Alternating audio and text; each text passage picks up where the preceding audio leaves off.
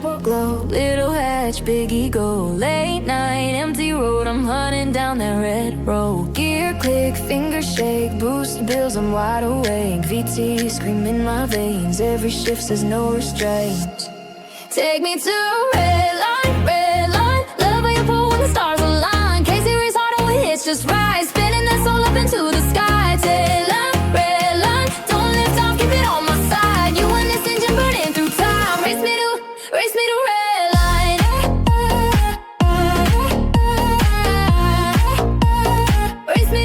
Race me to red line. Welcome back to Tommy Gunn's Garage, and today you see we've got the CRV table laid out. What time is it? It's the parts bin time. Yay! Let's see what we got. It's the Civic parts bin. What's in here? A new old stereo.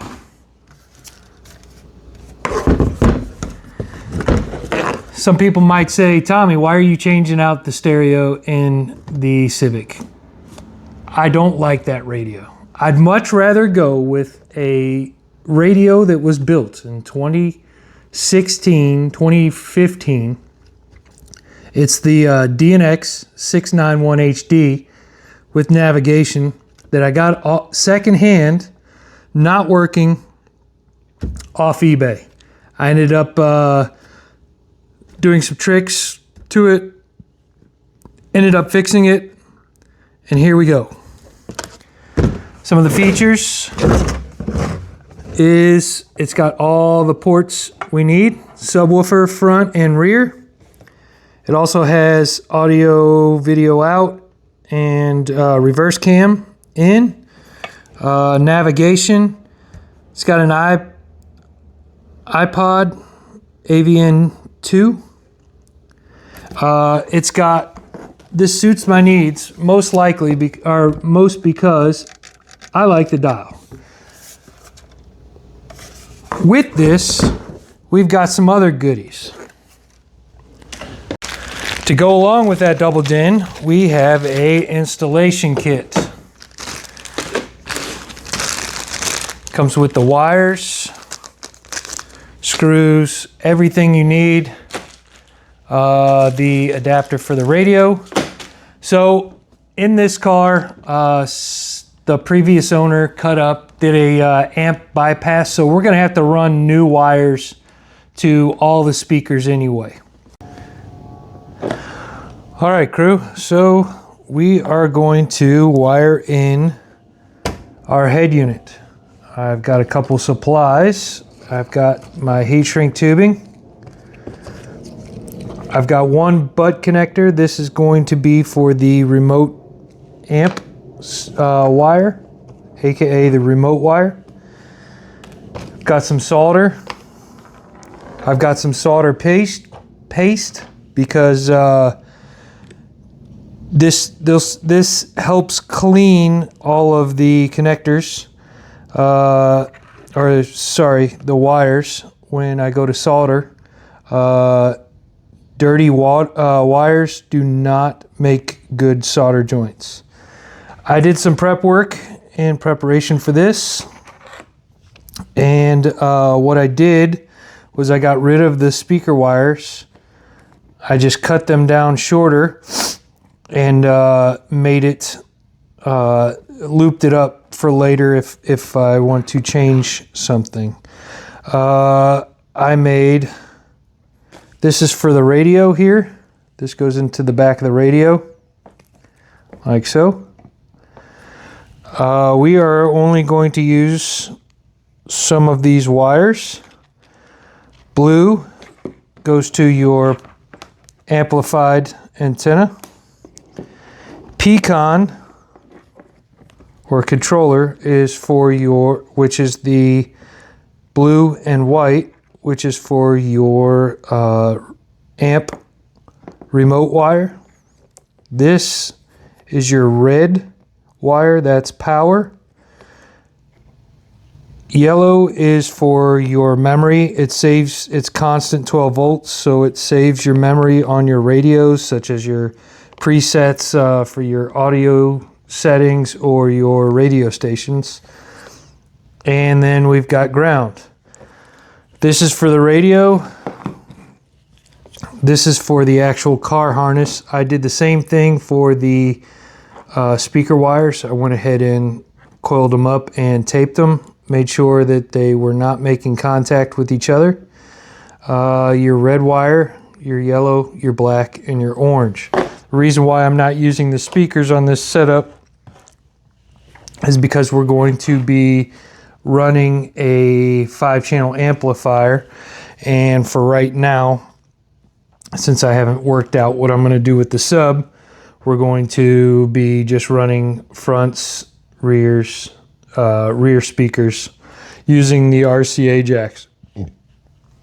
I am going to decide on a subwoofer, so we're going to go ahead and pre-wire it as much as possible, where I just got to take the front seat out next time and then run some speaker wire from the amp all the way back to the speaker box or amp in the 8-inch subwoofer spot. So let's get started. I want to make sure that I get all these wires organized, and they do come pre-cut there. And the reason why I have this apart is it's easier to manipulate. So I don't forget my heat shrink. I'm going to go ahead and put my heat shrink on. The blue and white, which is for the amplifier, is not going to get one because I'm going to use a connector. So if I need, because the remote wire is running through the car, if I need to take out the harness or something of that nature, I could just pull it out. So antenna control, we're going to fold this little flag down here. And like I said before,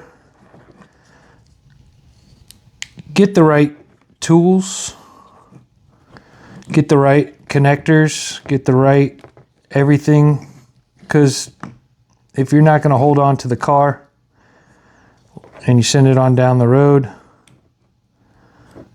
oh, I lost that flag. Be nice to the next car head that your car goes to.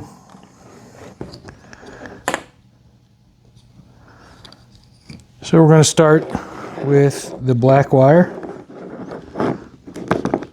I'm going to, what I like to do is I like to intertwine these and then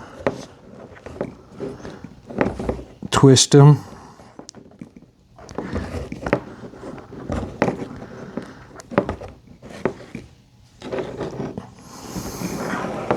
You can see that it makes good contact like that. I'm going to clean my soldering iron with my wet sponge here. I'm going to move my paper towel underneath because solder paste gets everywhere. I'm going to put a little in there, and you can get this stuff on Amazon. I like this low melting alloy with fast acting flux. So this actually is a flux core inside of this solder, so it kind of helps extra. So we're gonna clean you can see the smoke and it turns to liquid, and then we're gonna put a little bit of bead of solder there, and it just soaks it in real easy, real quick.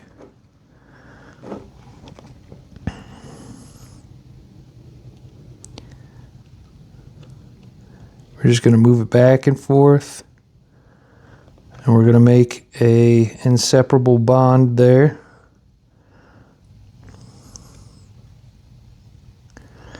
And that, my friends,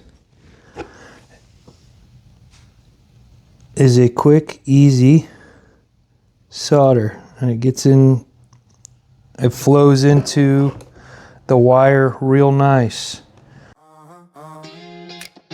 Late night, halftime, back roads, handshake, yeah, fresh paint, sun hits, candy on the hood, parked up at the meet, everybody looking good, license plate till, front lip low, scrape marks on the driveway, that's how you know, camber on point, fit me too tight, every speed bump feel like a street fight, VT kicking, I'm grinning all teeth, daily on a thread, dream on a concrete. Slammed on coil. Okay, I think we're done with the solder. We're going to move our heat shrink over our connections. And you want to make sure that you got them over.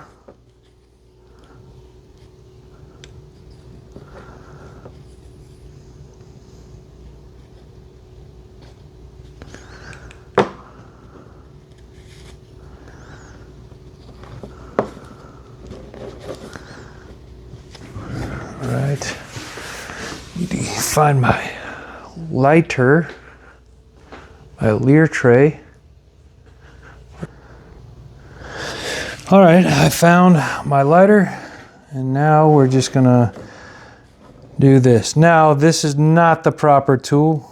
I only got one outlet in my garage, and when I plug the heat gun into it, it does not like it. So what's important about when you use a lighter is you want to just use the heat.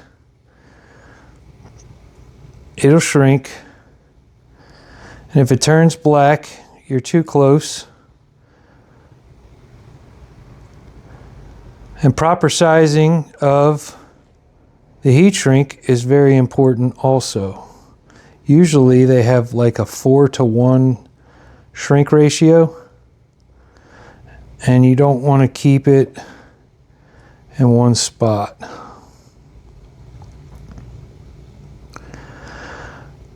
And I honestly get my heat shrink from Harbor Freight. They've got good heat shrink. And one pack will last you forever.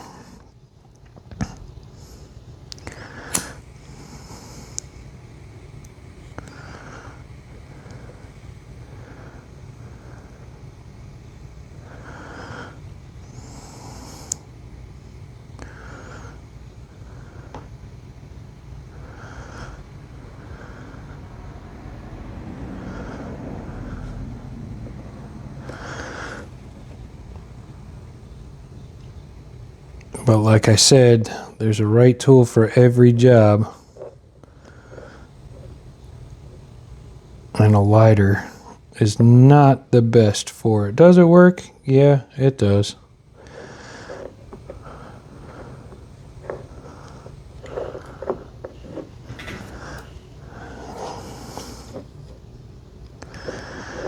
Let that lighter cool off a little bit.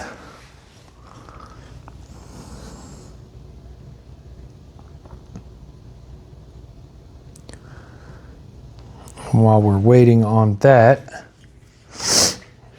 I am going to find my wire crimps for the connectors. I'll be back. All right, here's my crimpers. Now this is just a male-female connector. So bullet connector is what they call it. So it doesn't matter, there's no orientation, and you want to have this as close as you can to the correct size. That seems to have crimped.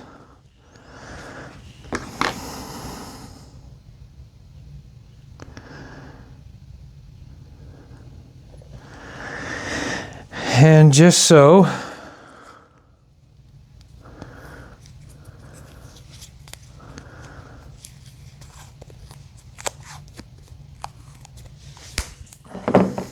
I have peace of mind when I'm pulling and yanking on this connector, because you're never undoing things when you're happy. It's always, oh, this isn't working, this is messed up, I just want to fix it. So you get angry, I put a little bit of tape. I might try something. Call an audible here. I'm going to see if I can feed some solder down into that connector. I'm going to hit it with the flux first. And that's where that tip really comes in handy there.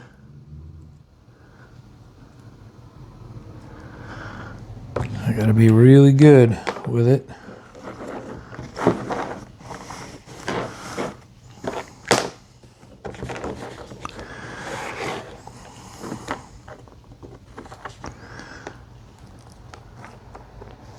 And I'm going to try and flow it into where I connected it.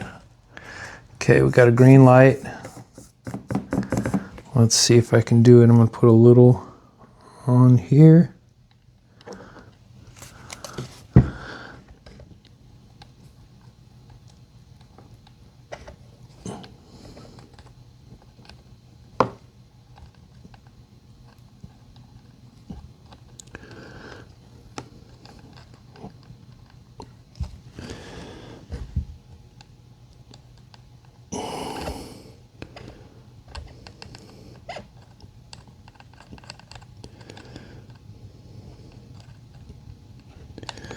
All right, I think I got it in there, locked in. Oh boy, is that hot.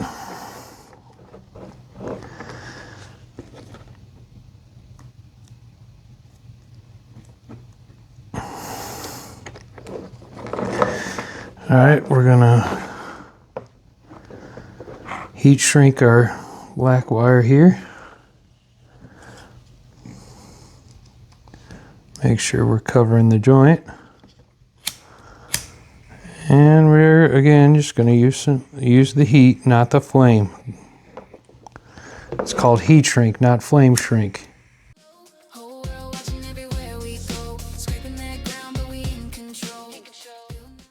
I'm going to leave my pecan, my blue and white wire out. I'm going to just put some tape just over this, nice and tight. Then we're going to fold and make a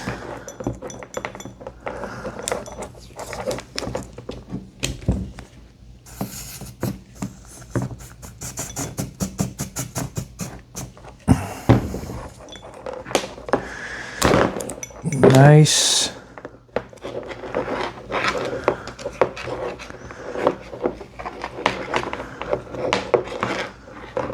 wire loom here,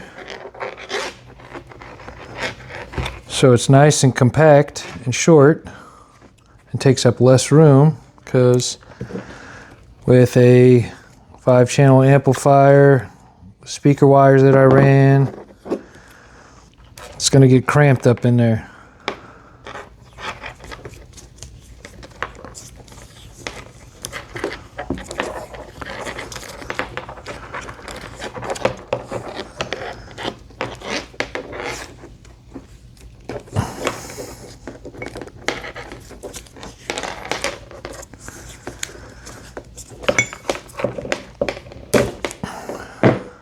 That is nice and tight. And let's see.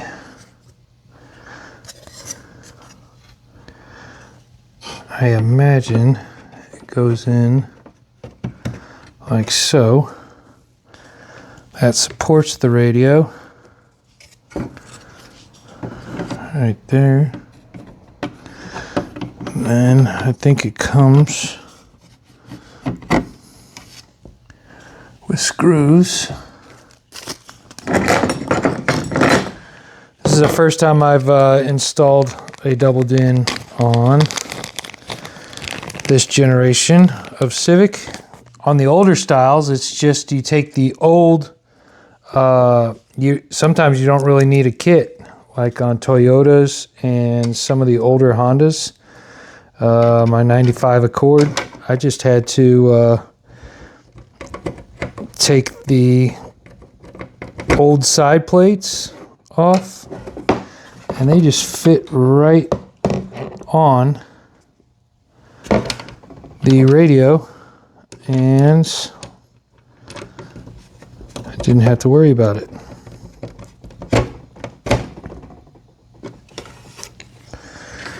There's one side.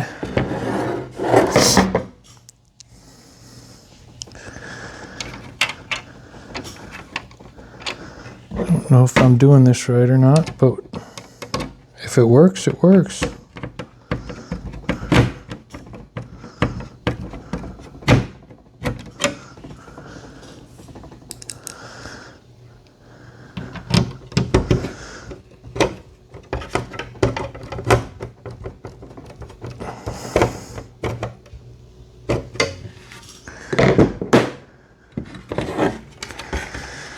All right, now I'm going to slide the radio in and see if we need any of the other attachments to secure it in there. And make sure you're using these types of screws in this radio, because if you use any longer or shorter, it will it runs the chance of running into some of the electrical components inside the radio and ruining your radio. A fastener loosely on each side.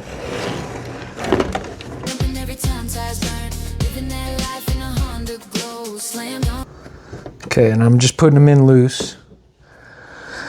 I'll put the other ones there. That way we can move the radio in and out, and then attach the trim ring on the front and get the correct fitment. This one's kind of hard to see, so you'll just have to believe me that I got it in there. I'll show you afterwards, but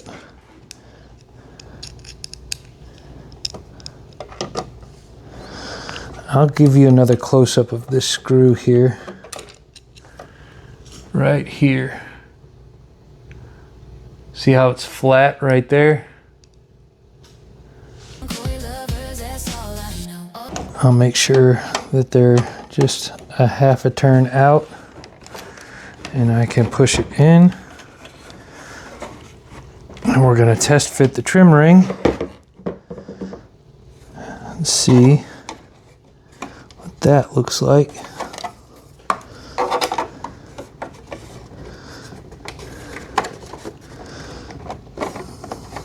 Definitely needs to go back some, I think. Maybe.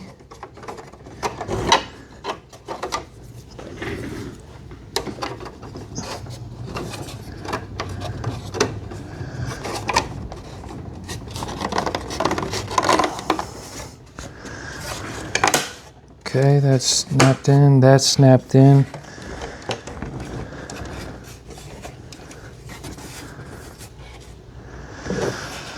I think we're cooking with grease there, so I'm gonna make sure this is tight. I'm not going Hulk on these. Just making sure that this support here is flush with the radio. And I don't want to go too far into the radio. So this normally comes on these, but if you have a kit that requires the screws, you know, sometimes people cut holes in dashes and they gotta bend these tabs out. A lot of the times with the double din, you don't need those, but it comes installed on the radio.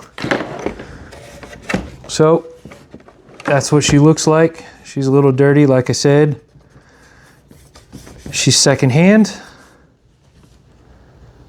I got her pretty cheap.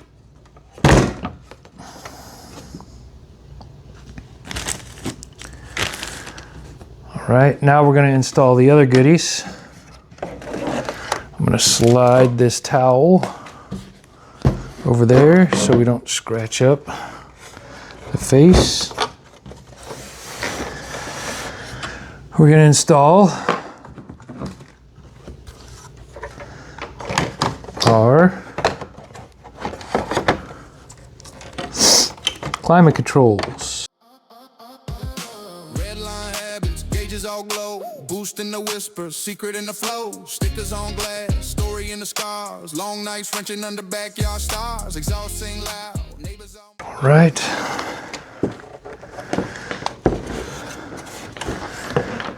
That's installed now. Looks like all the buttons kind of work. Now we're gonna install these trim rings. but I'd rather that noise than a 9-5 drag. Short throw shift, 2 hands, 1 dream from a stock. Bam, off, on, off, on. Alrighty.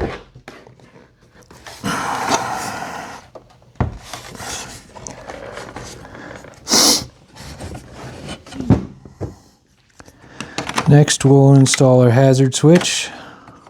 Shell to a YouTube scene.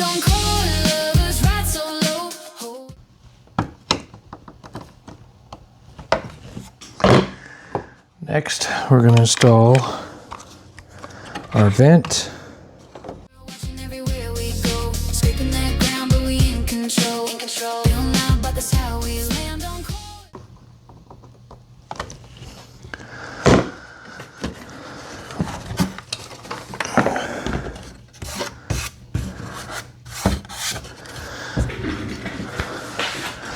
And then I've got, I think there's a passenger occupant's red light. It's in the car. I'll grab it and see if we can install that.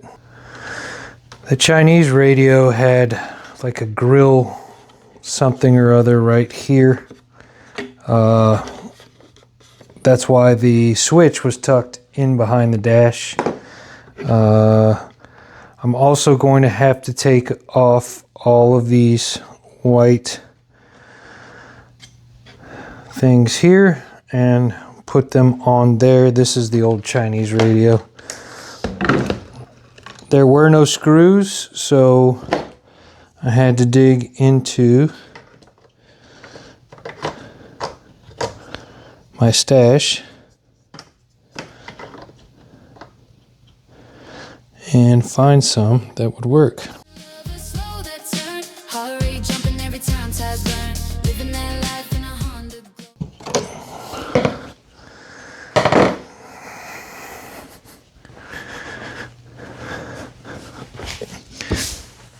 And that's what it looks like, fully kitted out there. That doesn't go all the way in. I don't know if there's a trim ring or whatever, but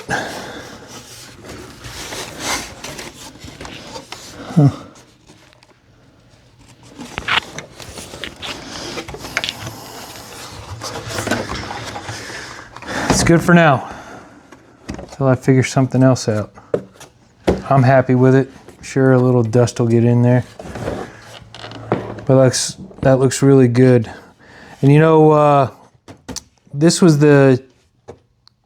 not necessarily the cheapest kit, but the kit off of, I think, eBay that I got because it would be here the fastest. That's what was I was going for at that time. It's a really good kit. in my opinion. This is textured. Same color, but the texture doesn't match this one. This is a smooth texture, which is more Honda-like. This one is textured. You can hear it versus that one. But if it really bothers me anymore, I can sand it down. It looks like it's all the same color all the way through. I can knock that off. I can take it back out later.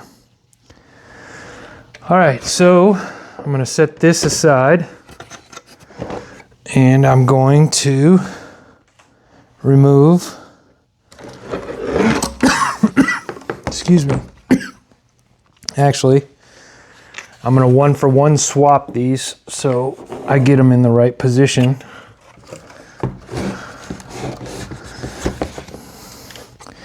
And these just pop off very carefully.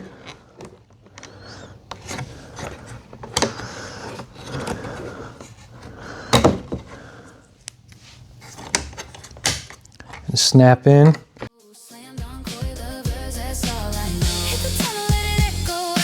Every little pop make the crowd shout. From the bay to the back row line. Got your channel on play running all the time. Every frame, every flame, every tire mark. Turn the key, feel the spark in the dark.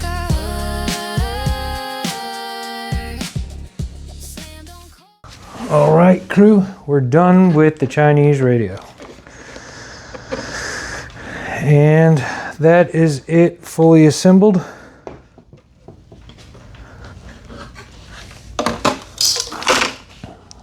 With the doubled in. And then I'm going to have the GPS antenna, our RCA's here. There is an iPod dock, but yes, an iPod dock. And I think that's it. That will be, the microphone for the Bluetooth. So, and this radio, I know I mentioned it in the intro, is from like 2014. It has all the specs that I needed, and it was like $39 because it was broke, and I fixed it. And I fixed it for free. So a $39 radio was $700 back in the day. I'll take it, and it's got a dial. Alrighty, I'll get set up for the next job. All right, crew. So I've got some of the dash panels back in. I have successfully tested everything. I'm gonna turn it on here.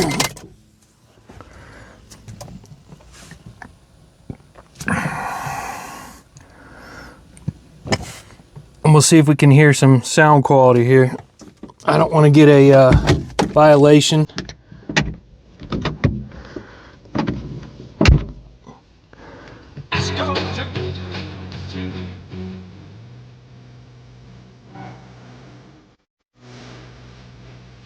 But there she is. That's where I put my microphone. I don't know if you'll be able to see it. Let me grab that. And that's where I'm going to put my GPS. All right, crew. That concludes this video. I have to split the video of installing the stereo into 2 sections because I don't think you guys will keep your attention on me for almost an hour and a half. So I'm going to save you guys the grace of that, and next video will be part 2 of installing the speakers that I chose, and for the front and rear, and then putting the car back together. See you next time. I'm Tommy Gunn from Tommy Gunn's Garage.